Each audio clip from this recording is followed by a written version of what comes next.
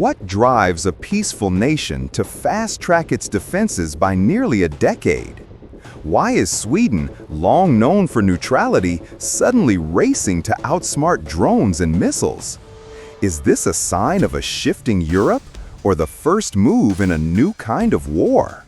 Let's decode how $525 million just transformed the future of air power.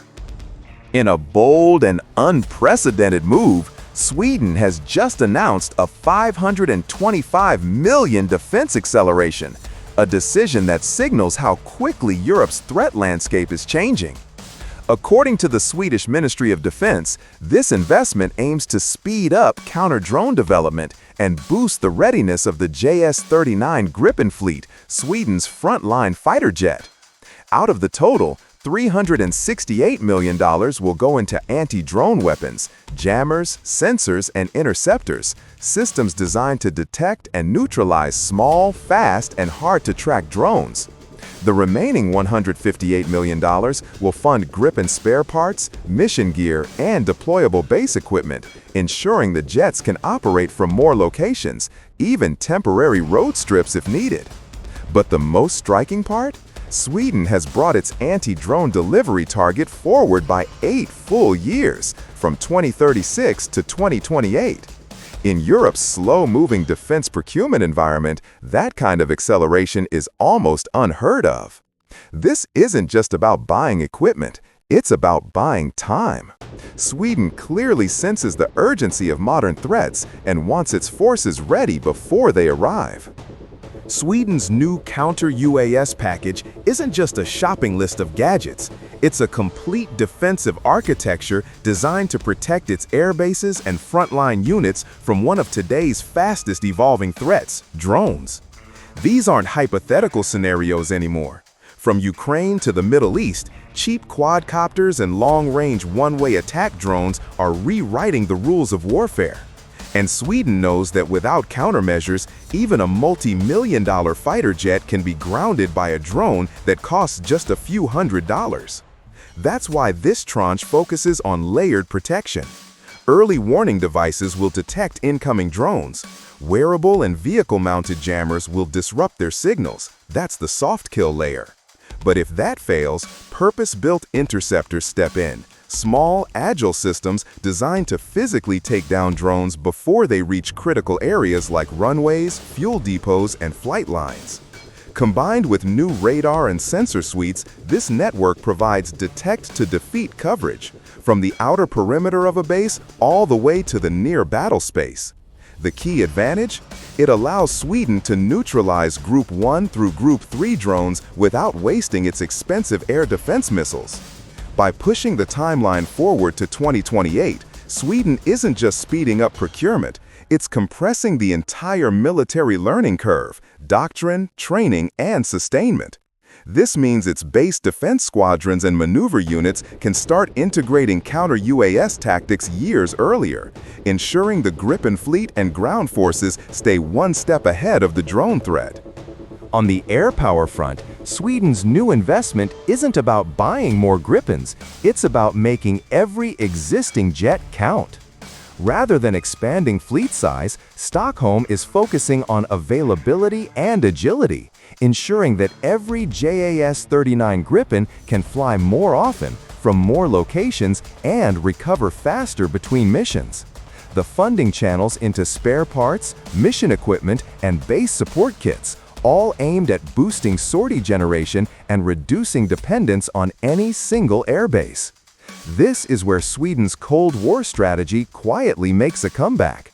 The government has tied this funding directly to operations from temporary road bases, a nod to its famous Bass 90 doctrine, where fighters were scattered across highways and hidden strips to survive an attack on main bases.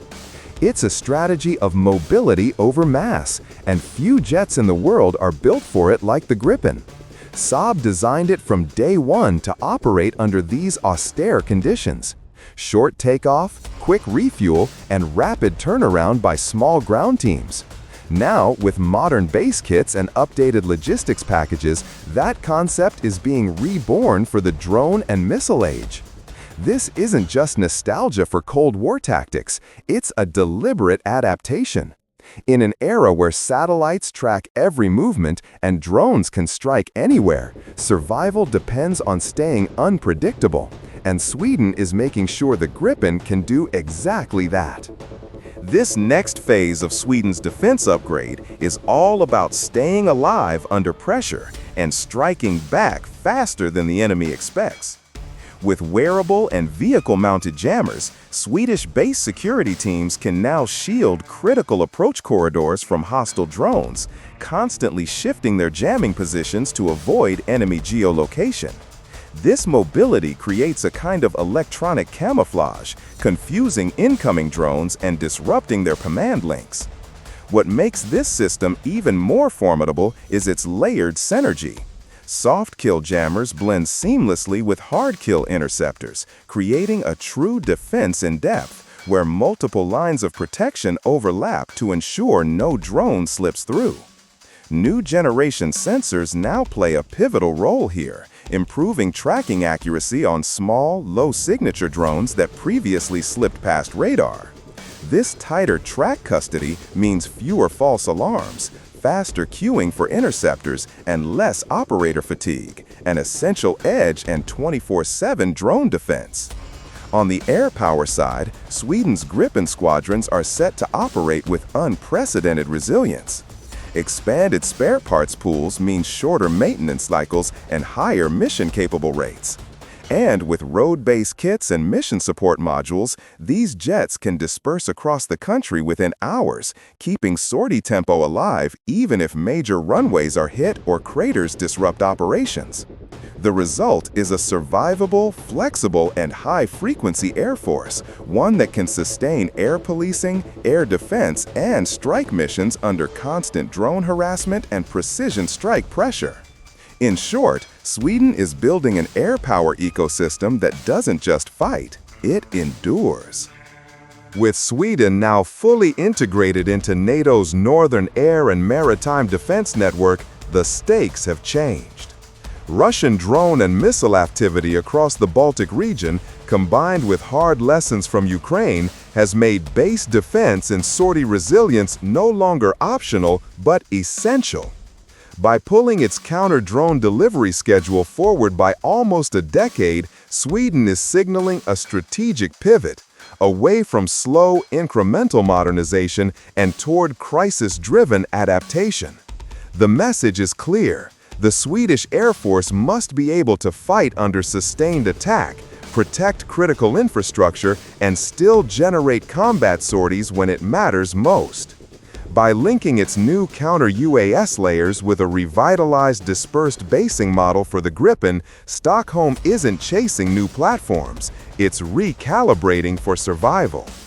In a theater where mobility, readiness, and endurance could decide the first 48 hours of a conflict, Sweden's defense investment isn't just modernization, it's preparation for a future that's already arrived.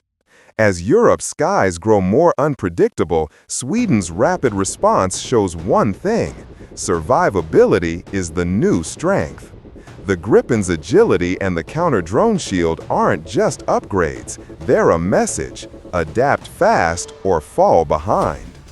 This is SkyJet Wings, where we decode the future of air power and the stories shaping our skies.